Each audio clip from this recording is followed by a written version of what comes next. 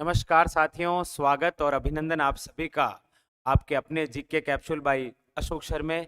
आज आप सभी को महाशिवरात्रि के इस पावन पर्व पर हार्दिक शुभकामनाएं और आपके उज्जवल भविष्य की हम कामनाएं करते हैं। साथियों, आज इस पर्व पर आपके राजस्थान जीके के संदर्भ में क्या कैप्सूल रहेगा, कौन सा फैक्ट रहेगा, बहुत ही इंपॉर्टेंट फैक्ट, क्योंकि हमारे राजस्थान के अंदर हमारे महादेव जी के यानी कि जो शिव जी के मंदिर हैं वो कौन कौन से इंपॉर्टेंट है और एग्जाम के अंदर कौन कौन से क्वेश्चन आते हैं, उन सभी को लेकर चर्चा करते हैं। तो साथियों, जितने भी मंदिर आपको बताए जा रहे हैं एग्जाम के अंदर आ रखे हैं, आप पुराने पेपर उठाकर देखिएगा और उनके संदर्भ में किस प्रकार के क्वेश्चन आते हैं और आपकी जो तैयारी है उसमें इनका किस प्रकार से योगदान रहेगा, उन सभी को लेकर चर्चा। चलिए, तो हम देखते हैं राजस्थान में शिवजी के मंदिर कौन कौन से हैं जो प्रसिद्ध हैं और एग्जाम के अंदर आपके लिए इंपॉर्टेंट है। देखिए, सबसे पहले है बणेश्वर महादेव मंदिर। बणेश्वर महादेव मंदिर पूछा जाए, बणेश्वर महादेव मंदिर कहां पर है? याद रखिएगा, नवाटापुरा डूंगरपुर। कहां पर है? नवाटापुरा डूंगरपुर के अंदर। बणेश्वर का अर्थ क्या होता है? तो याद रखिएगा, मर्त आत्माओं का मुक्ति स्थल, ये अर्थ होता है किसका? बणेश्वर का। और बणेश्वर महादेव मंदिर कहां पर है? नवाटापुरा डूंगरपुर। आप कहेंगे सर ये वही बणेश्वर धाम है जहां पर एक त्रिवेणी संगम होता है। बिल्कुल सही है। और कौन सा है? सोम, माही और जाखम का क्या होता है? त्रिवेणी संगम। और इसकी विशेष बात क्या है? एकमात्र खंडित शिवलिंग की पूजा होती है यहाँ पर, ये विशेष बात। और यहाँ पर जो मेला लगता है वो आपके माघ पूर्णिमा को लगता है, जिसे क्या कहा जाता है? आदिवासियों या भीलों का कुंभ। अब आपको स्वयं ही पता है कि एग्जाम के लिए कितनी बातें इंपॉर्टेंट है। भाई, बणेश्वर महादेव मंदिर कहाँ है? नवाटापुरा डूंगरपुर। यहां पर एक त्रिवेणी संगम होता है, सोम, माही और जाखम का। एकमात्र राज्य में खंडित शिवलिंग की पूजा इधर ही होती है, बणेश्वर महादेव मंदिर। और मेला पूछा जाए तो माघ पूर्णिमा। और बणेश्वर महादेव जो मेला भरता है यह आदिवासियों यानी भीलों का क्या है? कुंभ। आइए, इसी प्रकार आपके राजस्थान में एक और मंदिर है, एकलिंग जी का मंदिर। एकलिंग जी का मंदिर कहां पर है? तो याद रखिए, कैलाशपुरी उदयपुर के अंदर। और इसका निर्माण कराने वाले कौन थे? तो याद रखिएगा, बप्पा रावल। 8वीं शताब्दी के अंदर इससे मंदिर का निर्माण हुआ। विशेष बात यह है कि मेवाड़ के जो शासक है ना, वो स्वयं को एकलिंग जी के ही दीवान मानते हैं।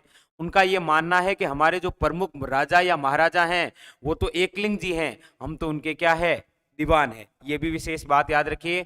और आपके राज्य में यानी राजस्थान में पाशुपत संप्रदाय का सबसे बड़ा मंदिर भी कौन सा है? एकलिंग जी का मंदिर। क्लियर? तो एकलिंग जी का मंदिर कहाँ है? कैलाशपुरी उदयपुर में। इस मंदिर का निर्माण किसने करवाया? बप्पा रावल ने। मेवाड़ के जो शासक हैं वो स्वयं को एकलिंग जी के ही दीवान मानते हैं। और ये जो मंदिर है पाशुपत संप्रदाय का सबसे बड़ा मंदिर है। दो क्लियर हो गए, एक बणेश्वर महादेव मंदिर, दूसरा एकलिंग जी। आइए आगे बढ़ते हैं। अब इसके अलावा और भी बहुत शानदार मंदिर हैं, जैसे एक है आपके शीतलेश्वर महादेव मंदिर। कौन सा? शीतलेश्वर महादेव मंदिर कहां पर है? तो याद रखिए, झालरापाटन झालावाड़ के अंदर। यानी कि ये जो मंदिर है शीतलेश्वर महादेव मंदिर, जो झालरापाटन झालावाड़ में है, ये चंद्रभागा नदी के किनारे है। याद रखिएगा, इस मंदिर का अन्य नाम क्या है? चंद्रमौली मंदिर। इसे क्या बोलते हैं? चंद्रमौली मंदिर भी बोलते हैं। और इसी मंदिर को अर्धनारीश्वर मंदिर कहा गया। अर्धनारीश्वर का मतलब है आधा भाग तो शिव जी का और आधा माता पार्वती का, वो आपके क्या है? अर्धनारीश्वर मंदिर। इस मंदिर की विशेष बात यह है कि राजस्थान का प्रथम समय अंकित यदि कोई मंदिर है तो आपके सामने कौन सा है? शीतलेश्वर महादेव मंदिर। चारों बातें वेरी वेरी इंपॉर्टेंट है कि शीतलेश्वर महादेव मंदिर कहाँ है? झालरापाटन झालावाड़। कौन सी नदी के किनारे? चंद्रभागा। इसका अन्य नाम है चंद्रमौली मंदिर और अर्धनारीश्वर। याद रखिएगा, विशेष बात, राजस्थान का पहला समय अंकित मंदिर है कौन सा? शीतलेश्वर महादेव मंदिर, झालरापाटन झालावाड़। नेक्स्ट है अचलेश्वर महादेव मंदिर। ये जो अचलेश्वर महादेव मंदिर है ये आपके शिरोई के अंदर है। विशेष बात यह है कि यहाँ पर शिव जी के पैर के अंगूठे की पूजा होती है। शिव जी के पैर के अंगूठे की पूजा होती है। याद रखिएगा, विशेष बात यह पूछा जाए शिव जी के पैर के अंगूठे की पूजा कहां पर? तो अचलेश्वर महादेव मंदिर शिरोई। नेक्स्ट देखिए, अगला है हल्देश्वर महादेव मंदिर। ये जो हल्देश्वर महादेव मंदिर है कहां पर है, तो याद रखिएगा पिंपलुद गांव में। पिंपलुद गांव कहां पर है, बाड़मेर के अंदर। पश्चिमी राजस्थान की सर्वाधिक वर्षा होती है जी कहां पर, पिंपलुद के अंदर। इसीलिए इसे क्या कहा गया है, मारवाड़ का लघु माउंट। क्लियर है तीनों, हल्देश्वर महादेव मंदिर, अचलेश्वर महादेव मंदिर और शीतलेश्वर महादेव मंदिर। क्लियर। नेक्स्ट देखिए, अगले और कौन से मंदिर हैं इंपॉर्टेंट, तो आपके सामने है घुश्मेश्वर महादेव मंदिर। ये मंदिर इसीलिए इंपॉर्टेंट है क्योंकि ये जो मंदिर है आपके 12वें ज्योतिर्लिंग के रूप में माना जाता है। ऐसा कई बार एग्जाम के अंदर पूछा जाता है कि राजस्थान में शिवजी का वह मंदिर जो 12वें ज्योतिर्लिंग के रूप में विख्यात है, तो घुश्मेश्वर महादेव मंदिर। और आपके ये कहां पर है, याद रखिएगा शिवाड़ सवाई माधोपुर में। बहुत इंपॉर्टेंट है, शिवाड़ सवाई माधोपुर। नेक्स्ट, कंसुआ का शिव मंदिर इंपॉर्टेंट है, क्यों, क्योंकि यहां पर जो शिवलिंग है वो 1008 मुखी शिवलिंग है। 1008 मुखी शिवलिंग है कसवा का शिव मंदिर। जो कंसुआ का शिव मंदिर है जी कहां पर, याद रखिएगा कोटा में। इसके अलावा है मंडलेश्वर शिव मंदिर। ये जो मंडलेश्वर शिव मंदिर है ना, ये आपके कहां पर है, अथुरना बांसवाड़ा में। और अथुरना का प्राचीन नाम क्या है, याद रखिएगा उथनुक। कई बार ये भी पूछा जाता है कि अथुरना का प्राचीन नाम क्या है, उथनुक। और ये जो मंदिर है ये लकुली संप्रदाय का परमारकालीन प्रसिद्ध मंदिर है, याद रखिएगा। इंपॉर्टेंट इसीलिए है तो पूछ लेता है कि राज्य में मंडलेश्वर शिव मंदिर कहां पर है, अथुरना बांसवाड़ा। तो मंडलेश्वर शिव मंदिर, कंसुआ का शिव मंदिर और आपके घुश्मेश्वर महादेव मंदिर, ये तीनों क्लियर। नेक्स्ट देखिए, इसके अलावा आपके एक है राज राजेश्वर या सिद्धेश्वर मंदिर। ये जो मंदिर है ये आपके जयपुर में है। इस मंदिर की खास बात यह है कि इस मंदिर के अंदर आम जनता केवल शिवरात्रि के ही पावन पर्व पर दर्शन करती है। दिख रखा है बिल्कुल कि आम जनता के लिए केवल ये मंदिर कब खुलता है, आज के दिन यानी शिवरात्रि के दिन। वरना ये जयपुर के राजाओं का निजी मंदिर है जिसका निर्माण जयपुर नरेश राम सिंह सेकंड द्वारा करवाया गया है 1864 के अंदर। ये विशेष बात याद रखिएगा। तो राज राजेश्वर या सिद्धेश्वर शिव मंदिर कहां पर है, जयपुर के अंदर, जो केवल आज के लिए आम जनता दर्शन कर सकती है। विशेष मंदिर है राजेश्वर मंदिर। अच्छा, इसके अलावा है देव सोमनाथ मंदिर। कौन सा है, देव सोमनाथ मंदिर है कहां पर, डूंगरपुर के अंदर। 12वीं सदी में निर्मित मंदिर है और ये सोम नदी के किनारे स्थित है। तो कई बार पूछा जाता है देव सोमनाथ मंदिर कहां पर है, याद रखिएगा डूंगरपुर में, क्योंकि सोमनाथ मंदिर जो है वो तो गुजरात में है। यहां पर अपने कौन सा है, देव सोमनाथ मंदिर। नेक्स्ट देखिए, अगला है गेपरनाथ महादेव मंदिर।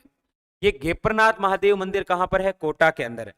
यहां पर कहते हैं कि ये गेपरनाथ मंदिर 2008 के अंदर चर्चा में आया था, क्योंकि भूस्खलन हुआ था तो शिवलिंग जो है वो जमी की सतह से 300 फीट गहरे में चला गया। और कहते हैं कि आज भी इस शिवलिंग पर हमेशा जलधारा बहती रहती है।